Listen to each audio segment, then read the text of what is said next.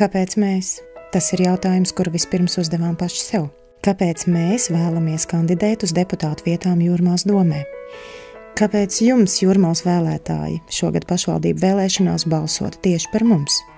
Atbildes neradās uzreiz, bet radās. Mēs visi esam jūrmalnieki.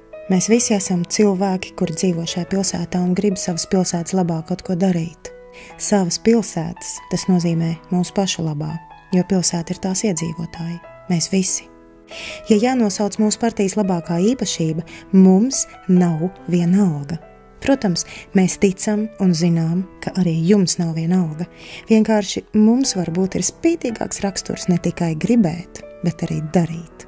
Kopš 2009. gada Jūrmālas domē ir mūsu partijas deputāts Ārnis Ābelītis, un tas ir devis iespēju kaut ko patiešām izdarīt. Mēs esam tik dažādi, cik pati Jūrmala. Dažādu jomu profesionāļi, kurus vieno vēlme nestāvēt malā.